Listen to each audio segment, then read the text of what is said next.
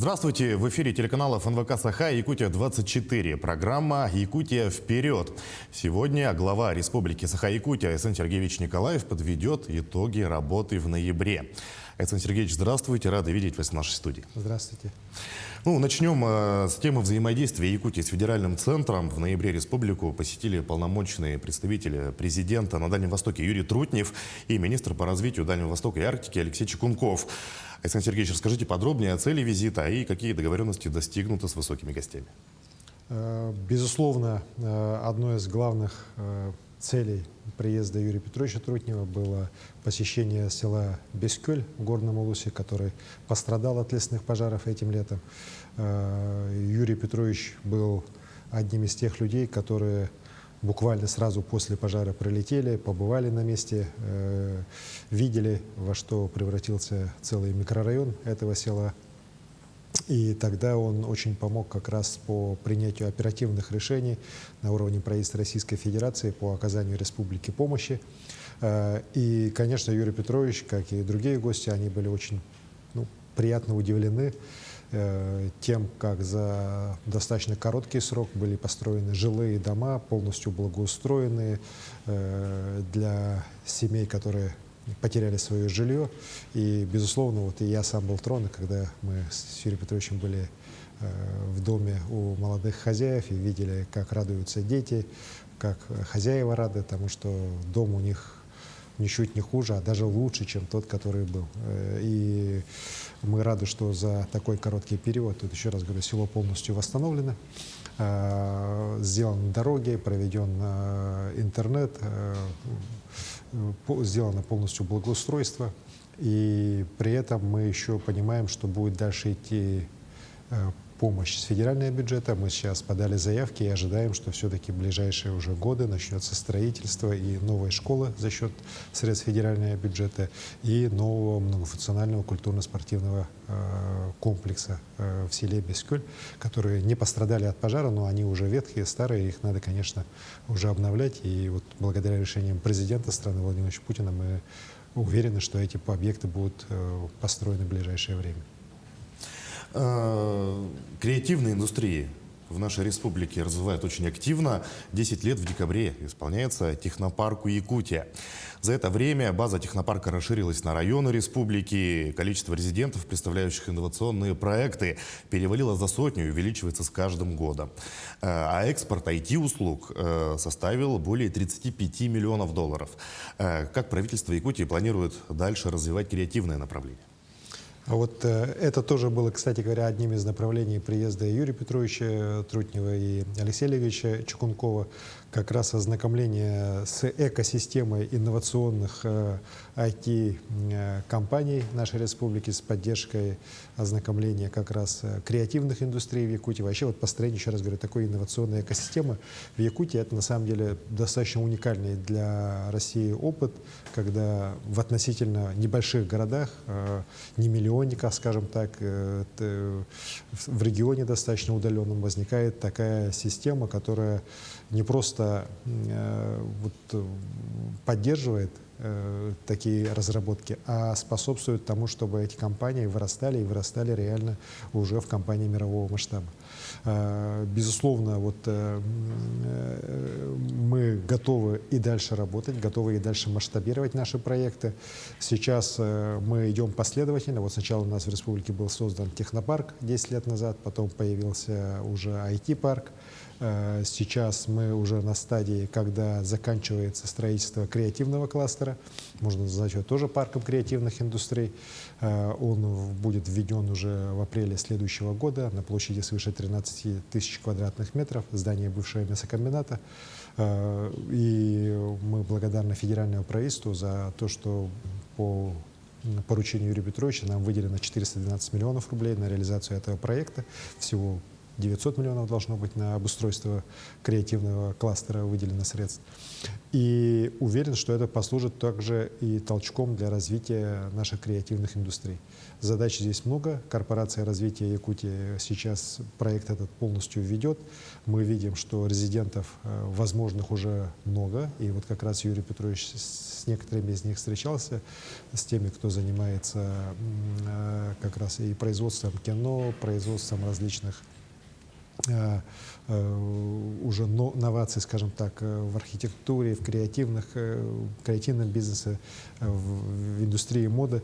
И уверен, что вот появление такого объекта, конечно, будет, знаете, не только первым на Дальнем Востоке, это одно из немногих вообще за Уралом будет таких пространств. Оно будет способствовать развитию и республики, и, конечно, особенности города Якутска, где, на мой взгляд, вот креативная индустрия, IT-индустрия — это те индустрии, которые будут определять будущего нашего города. И вот поддержка как раз таких федеральных ведомств, как Министерство по развитию Дальнего Востока и Арктики, поддержка вице-премьера России Юрия Петровича Трутнева нам крайне необходима для того, чтобы дать успешный старт таким проектам. А в будущем мы хотим уже и следующий уже кластер создавать, в том числе вот биотехнологический. Достижение якутских ученых здесь очевидно. В этом году зарегистрировано вот лекарство, биологически активная добавка бетуклодин, которая, по крайней мере, на стадии вот уже применения показывает очень хорошие, неплохие результаты, в том числе как раз для профилактики и для реабилитации такой тяжелой болезни, как ковид. Важнейшей сферой для Якутии остается сельское хозяйство. На реализацию мероприятий госпрограммы Якутии «Развитие сельского хозяйства и регулирование рынков сельхозпродукции, сырья и продовольствия» до 2024 года предусмотрено более 12,5 миллиардов рублей. На совещании с министрами и народными депутатами вы дали поручение в следующем году выделить из бюджета средства на реализацию стратегического указа развития сельского хозяйства в республике в полном объеме. Планируется дополнительно выделить 1 миллиард 650 миллионов рублей на развитие агропромышленного комплекса. Каковы цели этой инициативы и сельхозпроизводители каких направлений могут рассчитывать на поддержку? Поддержка сельского хозяйства в нашей республике всегда велась на плановой основе. К сожалению, надо сказать, что сельское хозяйство в условиях Якутии, оно, конечно, очень затратное.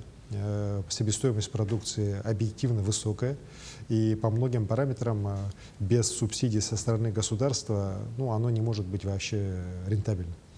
И раньше достаточно на системной основе производилось субсидирование молока. Скажем так, это основное направление было. В прошлом году мы приняли закон по сельскому хозяйству о передаче ряда полномочий на уровень муниципалитетов. Мы поменяли систему вот как раз субсидирования молока по личным подсобным хозяйствам, по организованным хозяйствам. В целом система заработала. Конечно, есть вопросы у некоторых хозяйств, есть вопросы у некоторых районов, но эти вопросы как раз обсуждаемые, и я уверен, что мы приемлемое для всех решение в ближайшее время путем согласования всех позиций найдем. Так? Не может быть одинакового решения, конечно, для такой большой республики, как наша. Но при этом у Министерства сельского хозяйства, у членов правительства, скажем так, выпало из зрения то, что в прошлом году, когда закон принимался, мы договорились, что если вот субсидии по молоку, их реформа, скажем так, наступит уже в 2021 году, и на самом деле благодаря этой реформе селяне в этом году получили практически на 1,5–2 миллиарда рублей больше, чем до этого, именно по линии товарного производства, по линии поддержки личных подсобных хозяйств, именно по молоку, то ряд субсидий был перенесен как раз их ввод с 2022 года. Это субсидии на мясо крупного рогатого скота, на жеребятину, при ее производстве, на производство картофеля, овощей открытого грунта, субсидии на маточное поголовье. Именно по лошадям у нас они не, скажем так, не менялись с 2012 года, оставались на том же уровне. Выпало также из поля зрения, скажем так, поддержка оленеводства в части повышения заработной платы оленеводов. Вопросы очень непростые, конечно, требуют серьезных денег, но вместе с тем мы все понимаем, что это вопросы касаются напрямую тех людей, которые занимаются сельхозпроизводством. И мы обязаны их поддержать. Я об этом напомнил и правительству, напомнил парламенту республики, дал поручение, и в принятом сейчас уже законе о государственном бюджете как раз на субсидии увеличено порядка на 650 миллионов рублей, и все субсидии заработают с 2022 года, о которых я сейчас только что сказал. Более того, еще миллиард рублей выделено, вот внутри этих миллиард 650 миллионов рублей на проекты, связанные со строительством коровников, канибас, сайлыков, то есть на те задачи, которые, скажем так, принято называть инвестиционного характера. Потому что для сельского хозяйства, для наших фермерских хозяйств, для крупных организованных производств это очень важно. И вот по двум направлениям, прямое финансирование и через фонд поддержки агропромышленного комплекса эти суммы пойдут. Уверен, это будет очень серьезным импульсом для развития вот как раз наших сельхозпроизводств, для развития товарного производства, которое, конечно же, мы должны на селе также активно поддерживать и развивать. Положительные показатели демонстрирует и промышленный сектор экономики. В Якутии за 9 месяцев рост промышленного производства составил почти 22% по отношению к данным прошлого года. Кроме того, в ноябре состоялось очень значимое событие для золотодобычи – запуск горнообогатительного комбината на месторождении Нежданинское. Как этот проект скажется на социально-экономическом развитии Якутии? Знаете, промышленный рост этого года у нас очень значительный. Мы одни из лидеров страны. Более того, я скажу, вот и вы сказали данные за 9 месяцев, у меня есть предварительные данные уже за, можно сказать, за 10. Так, мы видим, что промышленный рост у нас порядка 19%. Это, поверьте мне, очень значительная цифра, с учетом того, что за весь прошлый год мы сократились порядка на 7,5%. И, безусловно, это говорит о том, что мы по итогам этого года по промышленному производству превзойдем показатели доковидного 2019 года. Это очень такое серьезное достижение, причем, судя по всему, превзойдем достаточно значительно. Вот. И, конечно же, это должно сказаться напрямую на доходах якутян. И через увеличение доходной части бюджета. Бюджет этого года, точнее 2022 года, принят беспрецедентно высокий, 265 миллиардов рублей. Из них собственные доходы впервые в истории у нас вот превысили 150 миллиардов, составили 151 миллиард рублей. Это мы считаем собственные доходы следующего года. Очень большая, значительная цифра. В 2018 году первоначально принятый бюджет, вот 2018 это всего лишь, считайте, 3 года назад, был 117 миллиардов собственных доходов. Вот. Это практически мы на 34 миллиарда, почти вот, по сравнению с 2018 годом увеличиваем уже собственные доходы. Это очень дорого стоит. Это результат большой работы всей экономики страны, всей экономики нашей республики. И в ряду вот этих направлений, конечно же, очень важное значение имеет добыча золота. Сегодня она превысила в республике 40 тонн, тоже впервые в истории. И более того, если раньше все-таки, доходы от золота все-таки составляли не очень значительную часть, то в этом году мы как раз поменяли и законы для того, чтобы больше средств золотопромышленники платили в бюджет Республики Саха-Якутия. Мы уже в этом году видим значительное увеличение. В следующем году мы ожидаем, что именно по золоту уже увеличение почти на 2 миллиарда рублей будет. Это тоже значительная цифра, но и во многом она связана как раз с вводом в строй крупнейшей фабрики на Нежданинском месторождении. К этому месторождению очень долго подступались разные компании, много было аукционов, много было хозяев, еще с советских времен, но, к сожалению, такового добыча на месторождении, по большому счету, не велась. А вот сейчас компания «Полиметалл» за короткий срок, начав в 2018 году, сейчас уже завершила строительство фабрики, которая будет выдавать чуть менее 6 тонн золота в год уже со следующего года. Безусловно, это, еще раз хочу подчеркнуть, это дополнительные налоги, бюджет республики, бюджет района, и это, конечно, рабочие места. «Полиметалл», здесь я хотел похвалить, с самого начала очень активно настроен как раз на привлечение местных трудовых кадров, на их обучение, на их устройство. Уже сейчас, даже вот с учетом всей этой вахты, почти 30 с лишним процентов работников этой компании, а это наши местные кадры. И цифра только будет увеличиваться. Нельзя не затронуть и тему строительства дорог.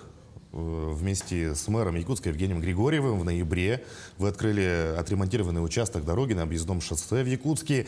Перешел в активную фазу ремонт главной улицы столицы, проспекта Ленина. Не секрет, что в этом году отремонтировано и построено рекордное количество дорог. Хочется узнать результаты по дорожным работам в Якутии в этом году и какие планы по ремонту и строительству дорог на год следующий. Благодаря национальному проекту «Безопасные и качественные автомобильные дороги», который проводится благодаря президенту страны, мы сейчас ремонтируем беспрецедентно большое количество дорог, реконструируем по республике, как региональных, так и федеральных. В общей сложности почти уже 1500 километров дорог реконструируются, федеральных, региональных, муниципальных. Огромные цифры. Всего лишь пару лет назад это было немногим более, знаете, под 200 километров в лучшем случае. Так? И это в основном это были федеральные дороги. Сейчас темпы резко выросли.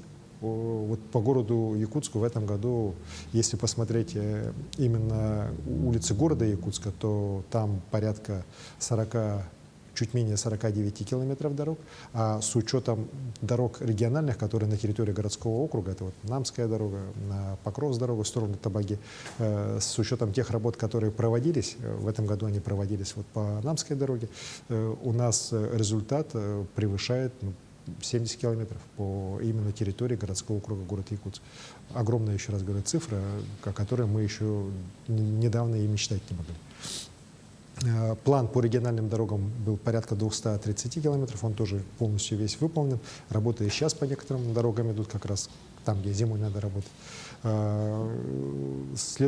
Планы следующего года еще более амбициозны. Мы намерены и по региональным дорогам увеличиться, так, по городским, может, чуть сокращение будет, в первую очередь, потому что мы заходим на очень капиталоемкие, скажем так, проекты, вот как реконструкция проспекта Ленина, но все равно эта цифра будет свыше 40 километров, порядка 43 километров по городу Якутску. И на следующий год мы намерены по дорогам Якутии свыше 1500 километров сделать и установить очередной рекорд. Так, вот этот зримый рекорд, он на самом деле очень важен, потому что хорошие дороги — это, конечно, повышение качества жизни людей. Это причем не только вот здесь, в городе Якутске, но и в самых наших отдаленных населенных пунктах, куда приходят круглогодичные уже дороги. Действительно, очень хорошая цифра. Ну а если продолжать тему транспорта, многим якутянам помогла сэкономить значительные средства федеральная программа субсидирования авиаперелетов из Дальнего Востока и в центральные города России, такие как Москва и Санкт-Петербург. Будет ли эта программа продолжена в будущем и насколько возможно ее расширение на другие города России? Программа очень важная. К сожалению, вот в прошлом году Минтранс России по не очень понятным для нас причинам город Якутск не включил. Были включены Мирный, Полярный, Нерингри с начала года. Так. Но после моего обращения в адрес президента и в адрес председателя правительства вопрос был рассмотрен. И вот с конца года субсидирование началось, наконец, так, и сегодня жители Якутска, например, могут из аэропорта Якутска уже улететь по льготной ставке, практически в 2 раза ниже той, которая даже более чем в 2 раза ниже, чем та, которая была. И, конечно, очень много людей задают вопрос, а будет ли это счастье нам всем в 2022 году. Хочу сказать, что я уверен, что будет. Сейчас работа как раз идет. Деньги из федерального бюджета в целом на Дальний Восток выделены. Распределение по городам будет сейчас проводиться как раз в эти дни через Росавиацию. Заявки все от республики поданы, но мы контролируем ситуацию и уверены, что вот той ситуации, как была в прошлом году, уже не повторится. И из Якутска, и из Нерингри, из Мирного жители республики смогут улететь в Москву, в Санкт-Петербург уже по льготным тарифам с самого начала 2022 года. Приближается, пожалуй, главный праздник для всех россиян. Это, конечно же, Новый год. Уже традиционно праздничное настроение для всех нас призван создать ежегодный фестиваль «Зима начинается с Якутии». В этом году его основные мероприятия пройдут по понятным причинам в режиме онлайн. Ну а самая главная церемония – это зажжение первой в России новогодней елки на площади Ленина в Якутске. Александр Сергеевич, на какую дату запланировано это событие и как Якутия будет встречать этот Новый год?